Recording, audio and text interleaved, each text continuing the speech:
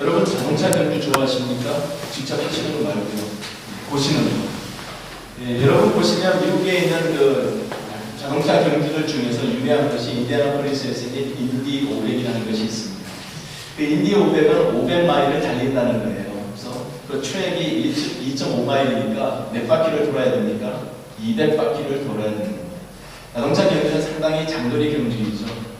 그렇게 달리는 그 경주 속에서 처음에 시작해서 쉬지 않고 달리는 차는 한 대도 없습니다. 중간에 그 구덩이라고 하는 그 핏으로 들어가서 반드시 타이어도 교체하고 연료도 채우고 그렇게 해서 다시 또 달리는 그런 일을 우리가 보게 됩니다.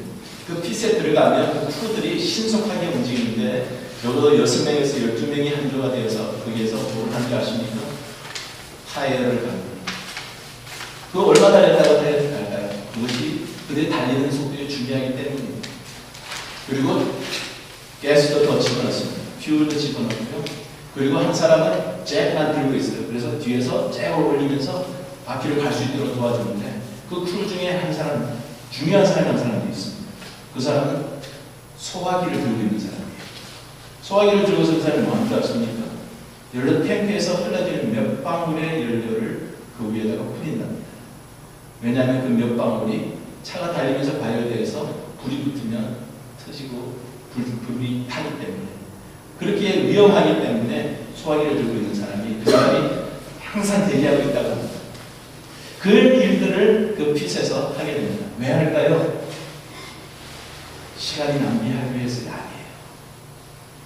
그것을 통해서 그걸 해야만 끝까지 완주할 수 있기 때문입니다. 끝까지 달려가기 위해서는 그냥 무조건 달리는 것이 중요한 것이 아닙니다.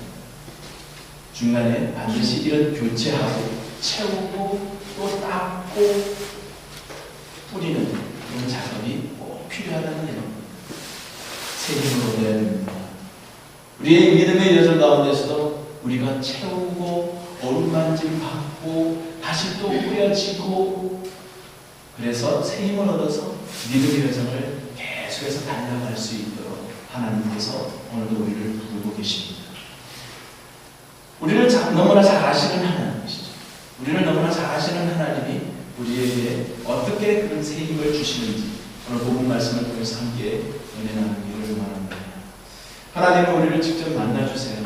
오늘 복음 말씀에도 보면 하나님께서 모세를 만나셔서 그 모세에게 새 힘을 주시는 그런 장면입니다. 근데 모세가 요청한 적이 없어요. 항상 여기 말씀에 보면 그 모세가 힘들어할 때 모세가 앞에 큰 장벽을 만났을 때 그래서 낙심되어질 때 그때마다 하나님이 찾아오세요. 하나님이 찾아오셔서 모세에게 얼음 만져 주시고 모세를 또 새 힘을 주시고 또 모세에게 여러 가지 많은 필요한 요소들을 말씀으로 또 명령으로 말씀해 주셔서 또 새 힘을 얻도록 하나님께서 허락해 주십니다. 하나님이 직접 만나 주신다. 여러분 우리는 만남이 얼마나 중요한지 모릅니다. 만남은 하나님께서 허락하셔요. 우리가 계획하지 않은 만남들도 참 많이 있죠. 그 모든 만남을 통해서 얼마나 하나님께서 우리에게 허락해 주신 은혜가 큰지 모릅니다. 그런데 하나님을 직접 만나는 것 얼마나 크고 귀한지 모릅니다. 여러분 지난 주 수요일에 우리 남아공에 있는 중요한 리더 넬슨 만델라가 사망했습니다. 일기 99세 일기로 마감했는데 그때 수요일날 저녁에 TV 프로그램에서 계속 만델라 스페셜 버전으로 계속 보도를 했죠. 그 중에 하나 그의 생애를 쭉 담았다는 내용들이 있었습니다. 그의 타이틀이 뭔지 아십니까? 그 프로그램의 타이틀이 Man Who Changed the World. 거기에 나왔던 그 프로그램에 나와서 있었던 사람들은 대부분이 다 만델라를 만났던 사람들. 그래서 만델라로 인해서 그 어떤 면이 좋았고 그래서 통해서 어떤 영향을 받았고 그가 어떤 변화를 이루는지에 대한 이야기를 쓰고 있습니다. 만델라의 겸손한 점에 대한 이야기도 했습니다. 만델라의 그 리더십에 대한 이야기도 했습니다. 근데 저는 개인적으로 보면서 참 중요한 포인트가 있었던 게 그가 용서하던 사람이었다는 것이죠. 그는 27년 동안 감옥에 있었죠. 그 백인 우월주의 사상이 만연했던 그 남아공에서 흙이 눌어서 감옥에 들어갔으면 얼마나 어려운 일을 당했겠습니까? 그는 27년의 그 감옥 생활을 다 마치고 나온 후에도 그는 마음에 있는 어리신 것을 감싸고 있는 것이 아니라 그는 모든 흑인들에게 용서하라는, 용서만이 모든 그 갈등과 분쟁을 해결할 수 있는 길입니다라고 얘기하면 우리가 들고 있는 총을 바다에 다 던집시다라고 강하게 외쳤던 사람이더라고요. 용서가 우리에게 얼마나 큰 변화를 주는지, 그것이 다른 사람들에게 얼마나 큰 영향을 끼치는지 알 수 있습니다. 여러분, 사람 한 사람, 낯을 만들어가는 사람을 만났으면서도 사람들이 많이 변합니다.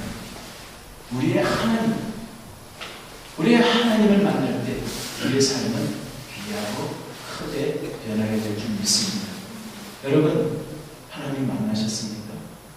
여러분, 하나님 만나고 계십니까? 엘리야가 하나님을 만나는 장면이 나오죠. 엘리야가 하나님을 만났을 때 그 말씀에 보면 그가 하나님을 만나는 그 장면에서 고백하고 있는 내용들이 있습니다. 성경 말씀이 이렇게 기록하고 있습니다.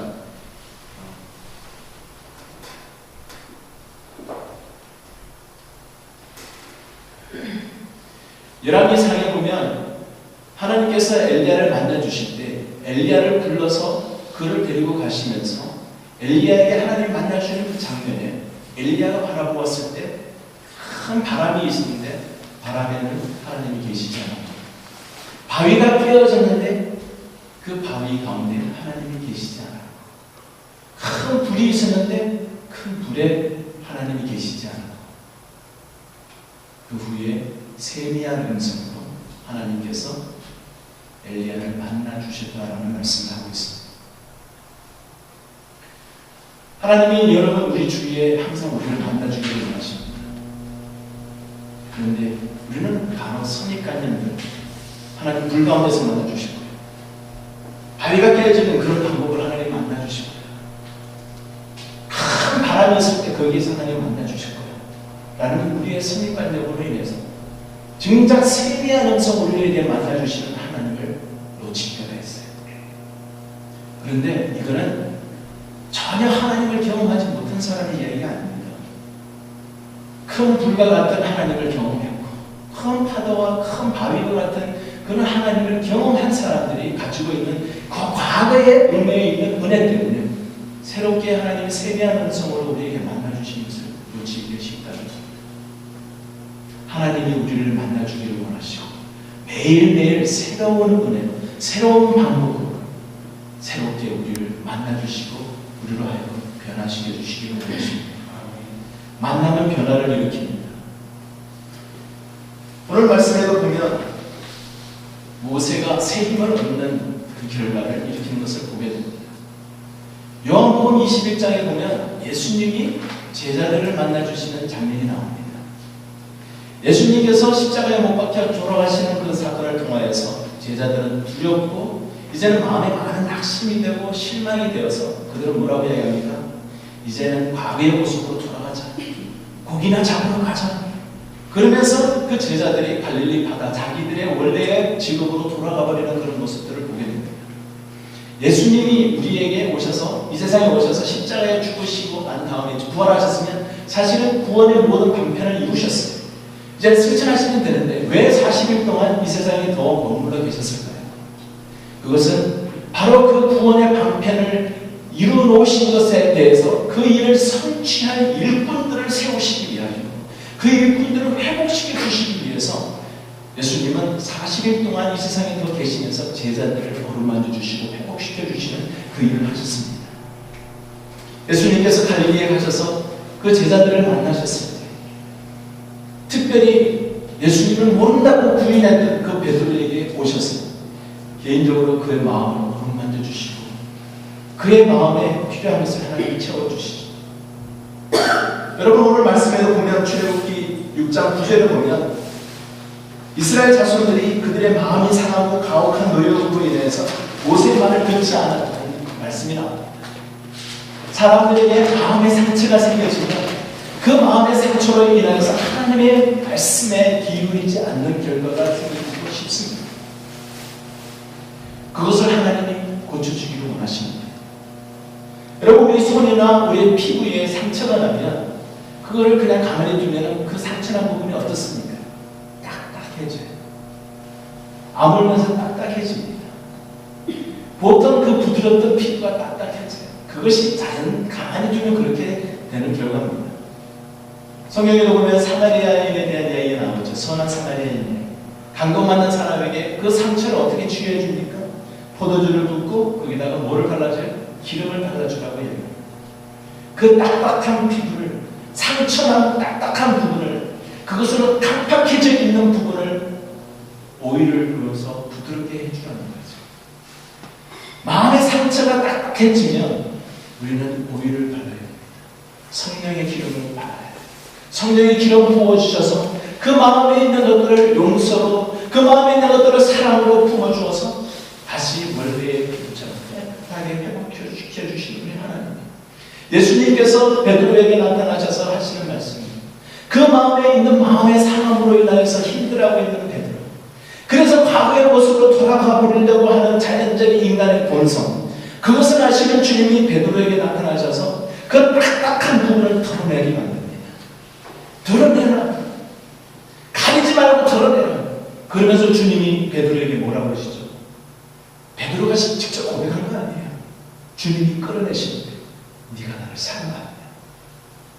네가 나를 사랑하느냐? 네가 나를 사랑하느냐? 세 번이나 묻습니다. 베드로에게 필요한 그 순간이었어요. 베드로에게 자기의 마음에 있는 딱딱한 부분, 깜빡해져 있는 부분, 상처로 인하여서 상함으로 인하여서 깜빡해져 있는 부분을 나무에게 보여주지 않으려고 덮어놓았던 것들을 내어놓고 입으로 직접 고백하려는 주님이시죠. 왜요? 회복시켜 주시기 위해서. 네가 날 사랑하느냐? 그렇습니다. 두 번째도 그렇습니다. 세 번째도 그렇습니다. I love you. 주님은 우리가 가려놓았던 것, 볼 수 없는 상처까지 내어놓고 주님 앞에 고백하고 성령의 기름 부음으로 이전보다도 더 부끄럽고 더 깨끗하게 하나님 회복시켜 주시기를 원하십니다. 그 하나님 앞에 우리의 삶을 내어놓으시길 바랍니다. 하나님이 만나 주시는 것은 바로 이런 회복을 우리에게 허락해 주시기 위하셨습니다.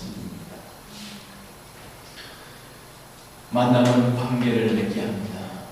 새로운 관계, 관계의 회복, 온전한 관계. 베드로를 만나 주셨을 때 이제 베드로는 주님과의 새로운 그 관계를 회복하게 됩니다. 그래서 주님께서 그 다음에 분부하시는 말씀, 내 양을 먹이라.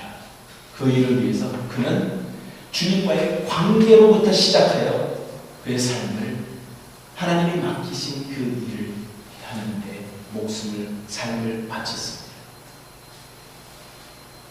주님과의 관계로 인하여 우리는 우리의 삶이 변하고 우리의 삶 전체를 주님 앞에 드리는 결단으로 헌신을 할 수가 있는 것입니다. 주님과의 관계를 회복하시기를 바랍니다.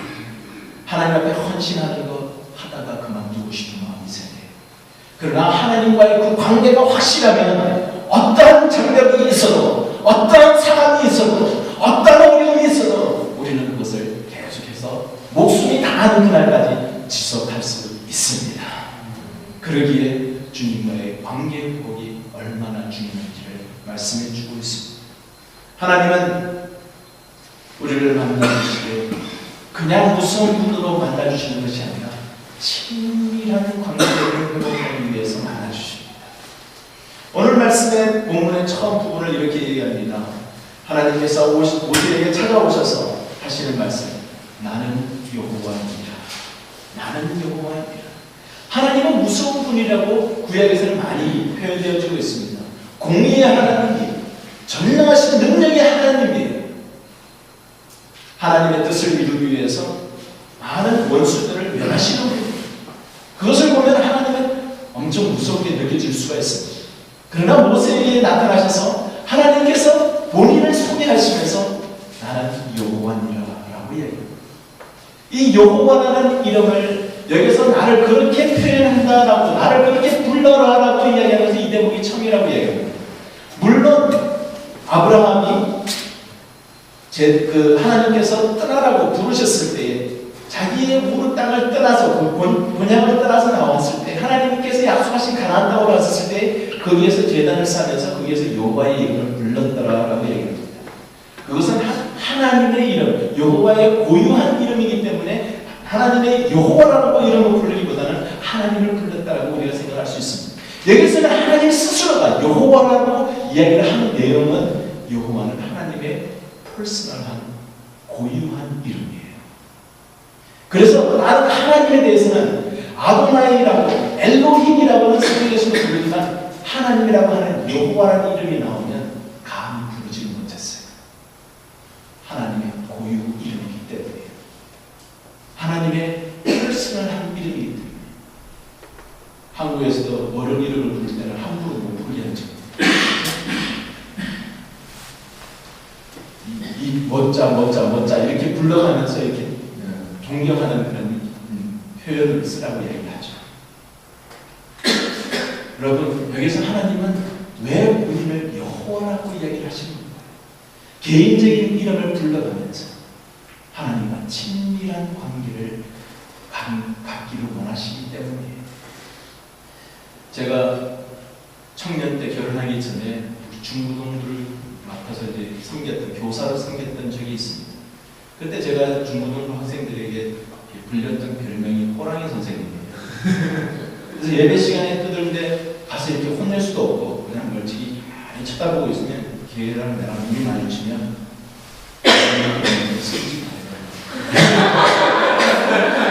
그래서 무서워서 똑바로 하고 그런 경우들이 많이 있었습니다. 그 그룹들 중에 또 어떤 아이들은 저를 뭐라고 부르냐면 앞지라고 불렀어요. 선생님에게 앞지라고 불러요. 그래서 그거는 어떤, 저는 교회에서 선생님을 앞지라고 부르는 게 다른 사람들은 왜 그렇게 부르는 이야기하지만 저는 그걸 부르라고 놔뒀어요. 너무나 친근하잖아요. 그들이 지금은 다 시집장가가고 다 어른이 되고 애기 엄마 아빠들이 다 됐어요.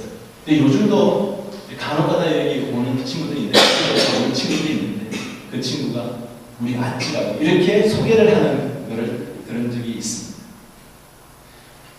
본인이 부르는 그 호칭은 본인의 마음에 있는 그 관계에 대한 것을 설명하고 있는 것이죠. 그만큼 가깝다는 얘기죠. 여호와라고 이야기하는 그 말은 그만큼 친밀하다는 말씀이죠. 하나님은 우리로 하여금 하나님 앞에 가서 그냥 격식 차리는 것보다 하나님 앞에 아버지, 아빠, 그런 친밀한 관계. 나 오늘 속상했어요. 나 오늘 힘들었어요. 하나님 앞에서는 눈물을 가릴 것 없이 그냥 쏟아낼 수 있어요. 그런 친밀한 관계를 하나님이 원하시는 거예요.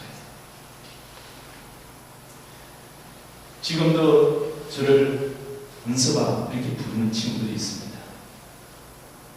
그 친구를 만나면 이야기 나누는 내용과 대화의 톤이 달라지죠. 하나님을, 거룩한 하나님 우리가 알고 있습니다. 그러나 친밀한 하나님, 여호와 하나님 할 때 우리의 피부로 느낄 만큼 가까이 다가오시는 하나님을 경험하게 되시기를 간절히 소원합니다. 하나님은 그런 관계를 원하세요. 그런 친밀한 관계를 원하세요. 하나님께서는 우리와의 그 관계 속에 여호와라는 이름을 부를 때는 반드시 약속이라는 것과 관련되어져 있습니다. 하나님은 약속을 지키시는 신실하신 하나님이라는 것을 설명해 주고, 친밀한 하나님 앞에 우리가 가질 수 있는 친밀한 언약, 어떤 것이 있을까요? 이게 본문 말씀에 보면 하나님께서 이러한 하겠다라고 약속하신 것이 세 가지가 나옵니다. 첫 번째는 너희를 빼내고, 6절입니다. 너희를 건지고 너희를 속량하리라, 구원해내리라고 하는 그런 약속이요. 두 번째는 7절입니다. 너희를 내 백성으로 삼고 나는 너희의 하나님이 되리라. 다른 것이 아니고 너와 나와의 관계는 이런 관계, 하나님과 백성의 관계. 어떤 엄격하고 무서운 관계가 아니라 사랑하는 백성이요 사랑하는 하나님과의 내 백성이요 내 하나님이라고 하는 앞에 소유격이 붙으면서 친밀한 그 관계를 그대로 설명하고 있는 그런 하나님의 모습 표현을 우리가 할 수 있죠. 하나님은 그런 하나님이세요. 너는 내 아들이라, 너는 내 딸이라. 그것이 하나님 우리에게 주시는 약속입니다. 너희를 8절입니다. 너희를 인도하고 그 땅을 너희에게 주어 기업을 살게 하리라. 하나님은 이 약속을 통하여서 하나님은 우리에게 공급하여 주시는, 아버지는 우리의 모든 필요를 아시고 우리의 모든 필요를 채워주시는 그런 친밀한 하나님 우리 아버지시죠. 하나님이 바로 우리에게 필요한 기업을 너희에게 그대로 주리라라고 약속하셨다는 것을 설명해 주고 있습니다. 근데 여기서 중요한 것은요, 하나님께서 맹세한 땅이라고 얘기하고 있습니다. 이 맹세했다는 것은 손을 들다, 지게반의 원문에 보면 지게반에 손을 들다라는 뜻이 하나님이 우리를 위해서 손 들고 선서하신다. 손 들고 두 손 들고 우리를 위해서 약속하신다. 하나님 우리를 두 손 들고서 내가 너희와 맺은 모든 약속을 지켜준다.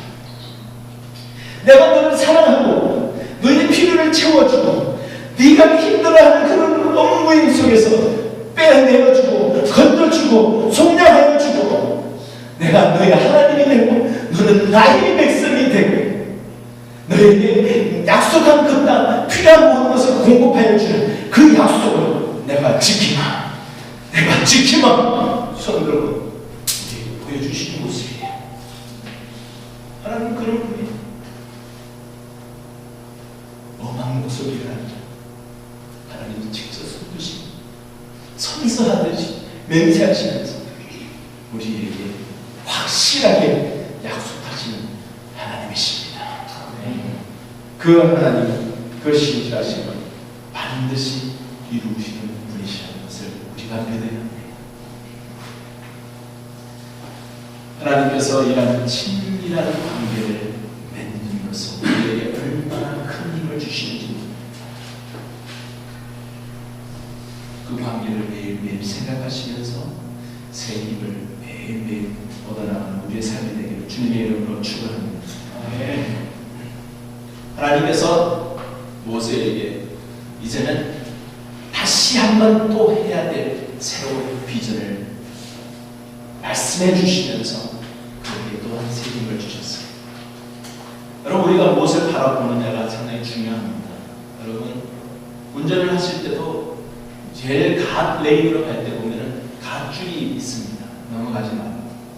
근데 우리는 넘어가지 말라고 그거는 갓줄을 자꾸만 보게 됩니다. 그걸 자꾸 보다 보면 우리는 차는 자꾸 갓쪽으로 가게 됩니다.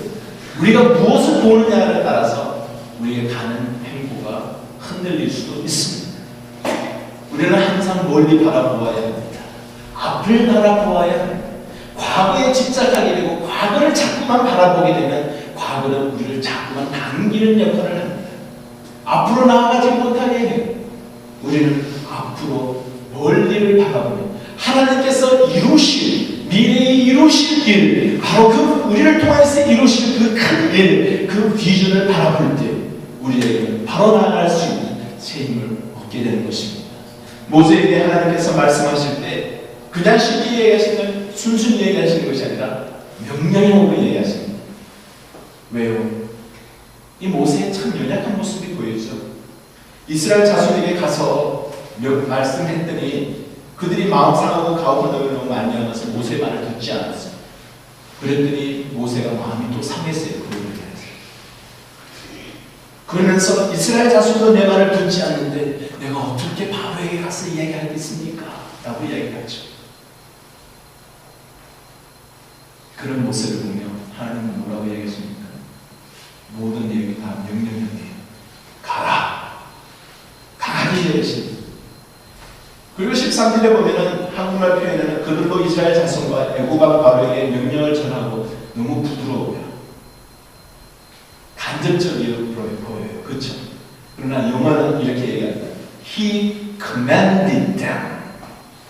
하나님이 명령하셨다라고 원문에서는 이야기를 하고 있습니다. 원문에서도 명령하셨다라는 단어를 쓰고 있습니다. 모세에게 하나님이 명령하셨습니다. 뭐라고 명령하셨습니까?